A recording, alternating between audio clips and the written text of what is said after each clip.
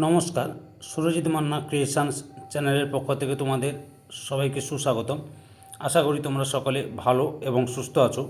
আমি তোমাদের জন্য এই ভিডিওটিতে তুলে ধরছি 2026 সালের মাধ্যমিক পরীক্ষার্থীদের জন্য এবিটিএ টেস্ট পেপার 2025-2026 এর 82 নম্বর পেজের ভূগোলের যে প্রশ্নপত্রের সেটটি রয়েছে সেই সেটটি সম্পূর্ণ সমাধান করছি।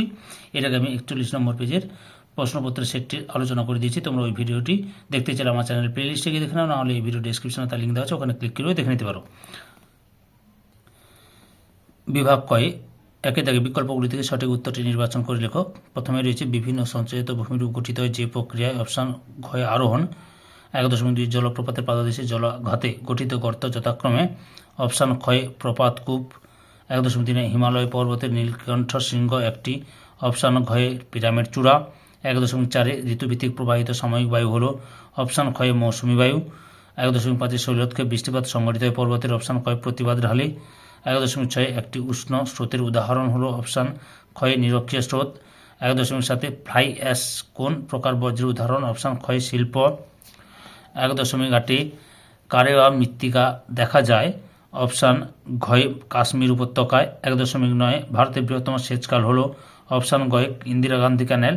1.11 কর্ণাটকে আম্রবৃষ্টিকে বলা হয়। Option ঘয়ে cherry ব্লুজুম।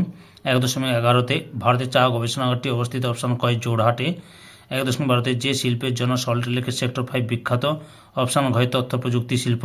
1.13 ভারতের সর্বাধিক স্বাক্ষর রাজ্য। অপশান ঘয়ে কেরল। ইসরো এর সদর দপ্তর যে শহরে অবস্থিত। অপশান গয়ে বেঙ্গালুরু। এরপরে বিভাগ ক্ষয়ে শুদ্ধ অশুদ্ধ লক্ষ্য করো। 2.1 যে কোনো 6টি প্রশ্নের উত্তর দাও। 2.1 দুটি নদীর মধ্যবর্তী অঞ্চল হল দোয়াব, শুদ্ধ। 2.2 ট্রপোস্ফিয়ারের উচ্চতা বৃদ্ধিতে উষ্ণতা বৃদ্ধি পায়, এটা ভুল অর্থাৎ অশুদ্ধ। 2.1.3 আপেক্ষিক আর্দ্রতার শতকরা হারে প্রকাশ করা হয়, এটা হচ্ছে শুদ্ধ। 2.1.4 মুখ্য জোয়ারের বিপরীতে গৌণ জোয়ার তৈরি হয়, এটা হচ্ছে শুদ্ধ। 2.1.5 ভারতের রাজ্য পুনর্গঠনের মূল ভিত্তি হলো ভাষা, এটাও শুদ্ধ। 2.6 মরু উদ্ভিদ সর্ববর্গীয় প্রকৃতির, এটা অশুদ্ধ। মরু উদ্ভিদ জেরোফাইট প্রকৃতির। 2.7 হীরক চতুর্ভুজ রেল যোগাযোগ ব্যবস্থার সঙ্গে যুক্ত, এটাও শুদ্ধ।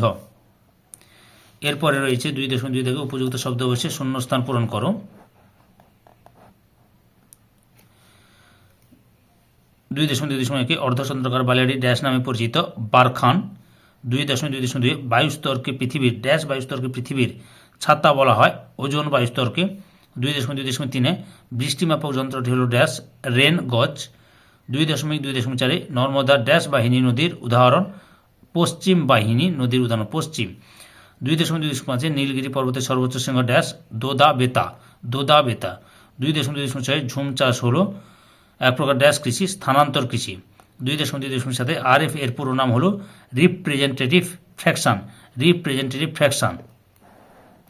এবার 2.3 দাগে লক্ষ্য করো। 2.3 মহাদেশীয় হিমবাহ অঞ্চলে বরফমুক্ত পর্বতের শিখরকে কি নামে পরিচিত, নুনাটাক্স নামে পরিচিত। তারপর 2.3 ক্যাটাবেটিক বায়ু কাকে বলে। এই যে রাত্রিবেলা পর্বতের ঢাল বেয়ে শীতল ও ভারী বায়ু নিচের দিকে নেমে এলে তাকে ক্যাটাবেটিক বায়ু বা পার্বত্য বায়ু বলা হয়। পরের প্রশ্ন 2.3 পৃথিবীর বৃহত্তম মংলা চটাটির নাম কি, গ্র্যান্ড ব্যাংক। 2.3 কোন মৃত্তিকাকে কার্পাস মৃত্তিকা বলা হয়, কৃষ্ণ, যার স্থানীয় নাম রেগুর। কৃষ্ণ বা রেগুর মৃত্তিকাকে বলা হয় কৃষ্ণ কার্পাস মৃত্তিকা। 2.3 বাণিজ্যিকভাবে ফল উৎপাদনের প্রক্রিয়াকে এক কথায় কী বলে, পোমাম কালচার। কী লিখবে, পোমাম কালচার। 2.3 শিকড় আলগা শিল্পের একটি উদাহরণ দাও। উত্তর হবে কার্পাস বয়ন শিল্প। কী লিখবে, কার্পাস বয়ন শিল্প। 2.3 মোট জনসংখ্যার বিচারে ভারতের কোন রাজ্য প্রথম, উত্তরপ্রদেশ। 2.3 উপগ্রহ চিত্র কোন রূপে প্রকাশ করা হয়, ছদ্ম রঙে প্রকাশ করা হয়, ছদ্ম রঙে প্রকাশ করা হয়। 2.4 বাম দিকের সঙ্গে ডান দিক মিলিয়ে লেখ। এল নিনো, খ্রিস্টপুত্র, মেঘালয়, শিলং, পাঞ্জাব, সবুজ বিপ্লব, দেরাদুন, সার্ভে অব ইন্ডিয়া। বিভাগ গয়ে 3 দাগের নিচের প্রশ্নগুলি সংক্ষিপ্ত উত্তর দাও। প্রথমে রয়েছে 3.1 পর্যায়নের সংজ্ঞা দাও। উত্তরটি লক্ষ্য করো, এখান থেকে শুরু করবে।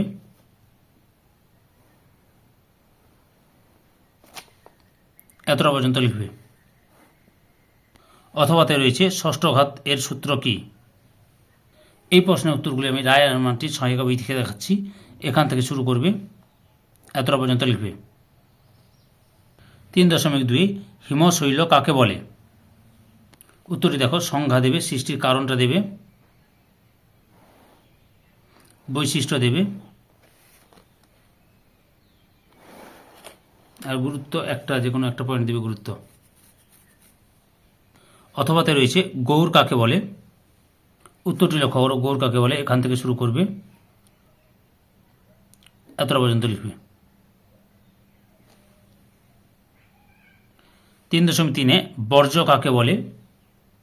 ছায়া প্রকাশনের সহায়িকা বই থেকে দেখাচ্ছি।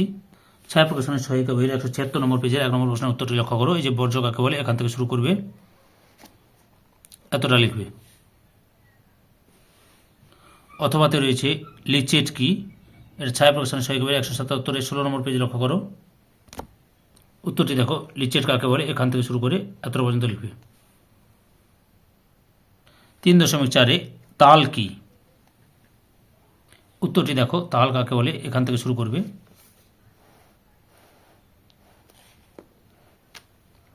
এতটা পর্যন্ত লিখবে। অথবাতে রয়েছে ডেকান ট্র্যাপ কাকে বলে? উত্তরটি দেখো, এখান থেকে শুরু করবে।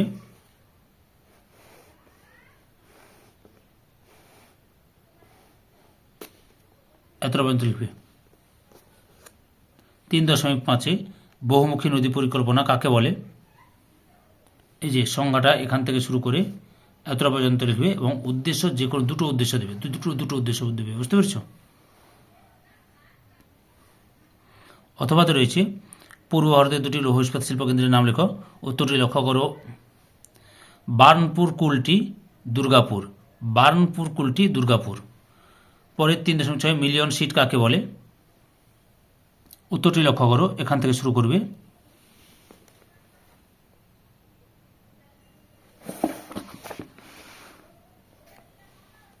এতটা পর্যন্ত লিখবে।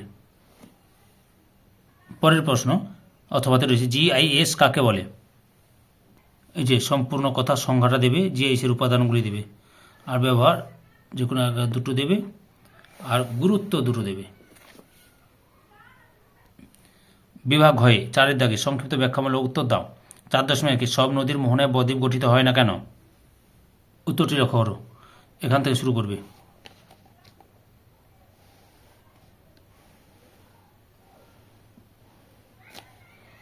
এত পর্যন্ত লিখবে। অথবা নদী উপত্যকা ও হিমবাহ উপত্যকার মধ্যে পার্থক্য লেখো। উত্তরটি দেখো,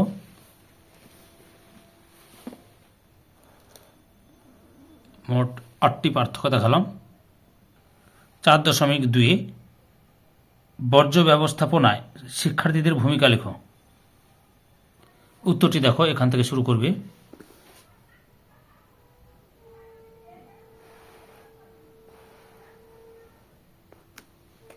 এতটা পর্যন্ত লিখবে। অথবাতে রয়েছে জৈব ভঙ্গুর ও জৈব অভঙ্গুর বর্জ্যের পার্থক্য লেখো। উত্তরটি দেখো, এই যে ছকটি দেখো, মোট 10টি পার্থক্য রয়েছে। তোমরা 4-5টা ভাবে পড়ে নেবে। 3 মার্কসে যেহেতু 3টে লিখলে হবে, কিন্তু 4-5টা লিখবে, দিলে সুবিধা হবে। 4.3 মৃত্তিকা সংরক্ষণের 3টি উপায় লেখো।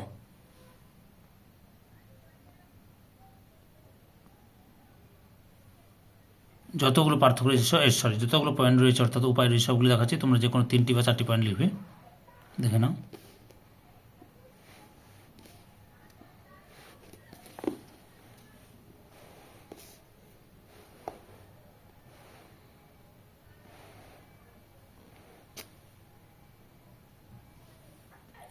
অথবাতে রয়েছে ম্যানগ্রোভ অরণ্যের বৈশিষ্ট্যগুলি লেখো। উত্তরটি দেখো, ম্যানগ্রোভ অরণ্যের বৈশিষ্ট্য, এই যে শ্বাসমূল, এখান থেকে শুরু করবে। এতটা পর্যন্ত লিখবে। 4.4 ভূবৈচিত্র্য সূচক মানচিত্রের বৈশিষ্ট্যগুলি লেখো। এই উত্তরটি দেখো, এই যে বৈশিষ্ট্য, পরপর দেখে নাও।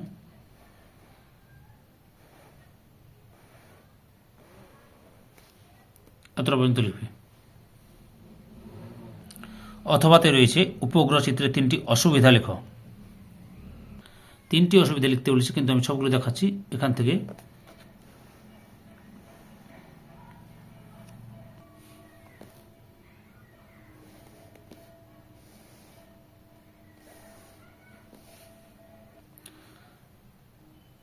বিভাগময় 5-এর দাগে 5.1 যে কোনো দুটি প্রশ্নের উত্তর দাও। 5.1 শুষ্ক মরু অঞ্চলে বায়ু ও জলধারা মিলিত কার্যের ফলে গঠিত ভূমিরূপের চিত্র সহ বর্ণনা দাও। উত্তরটি দেখো, এখান থেকে শুরু করবে।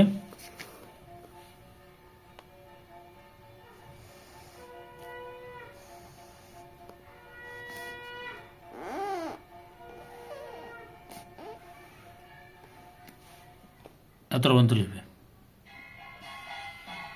5.1.2 বায়ুমণ্ডলের উষ্ণতা তারতম্যের কারণগুলির সংক্ষেপে আলোচনা করো।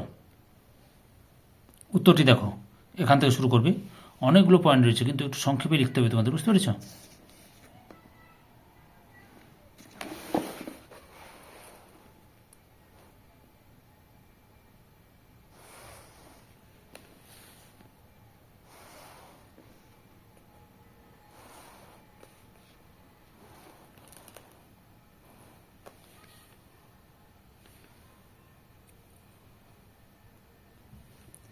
পাঁচ দশমিক তিনে বিশ্ব উষ্ণায়নের প্রভাবগুলি সম্পর্কে বিশদে আলোচনা করো। উত্তরটি দেখো, এখান থেকে শুরু করবে।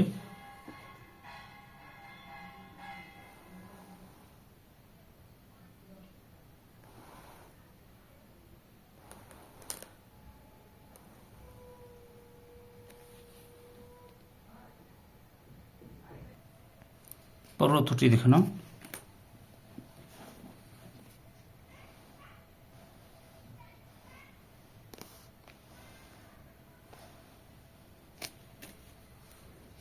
এতটা পর্যন্ত লিখতে হবে, একটু বড় রয়েছে পয়েন্টগুলো, ছোটো করে নেবে, বুঝতে পেরেছ? পরের প্রশ্ন 5.1.4 সমুদ্র স্রোত উৎপত্তির কারণগুলি লেখো। উত্তরটি দেখো, এখান থেকে শুরু করবে। এই পয়েন্টগুলো, অনেকগুলো পয়েন্ট রয়েছে, একটু ছোটো ছোটো করে লিখে নেবে, বুঝতে পেরেছ?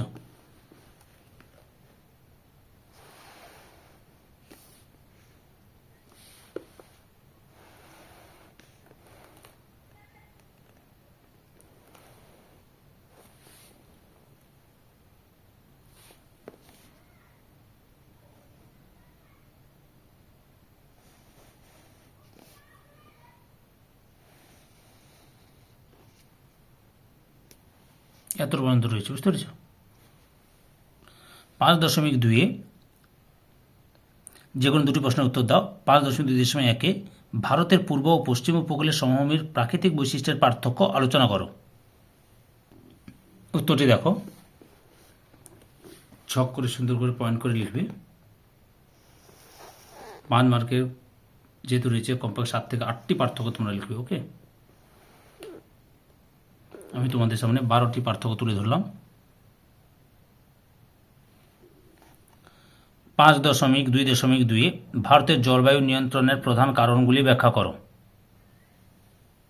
উত্তরগুলি লক্ষ্য করো।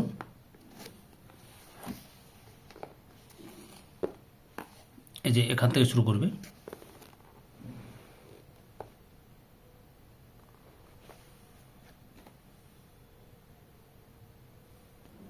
পরপর দেখে নাও।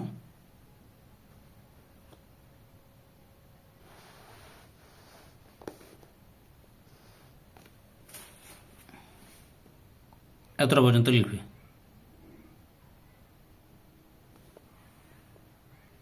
পরের প্রশ্ন 5.2.3 ধান চাষের অনুকূল প্রাকৃতিক অবস্থাগুলি আলোচনা করো।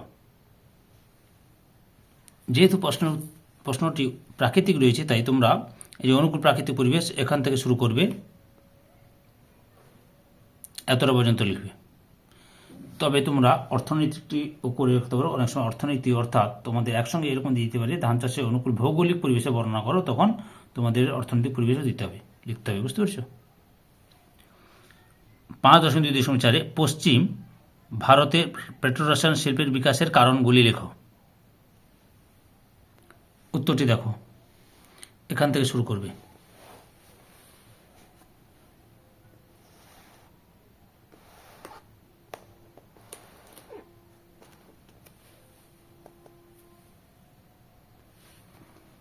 এতটা পর্যন্ত লিখবে। ধৈর্য সহকারে সম্পূর্ণ ভিডিওটি দেখার জন্য তোমাদের সবাইকে অসংখ্য অসংখ্য ধন্যবাদ। আজকে এই পর্যন্ত, পরবর্তী ভিডিওতে আবার দেখাবে। Tata, bye bye.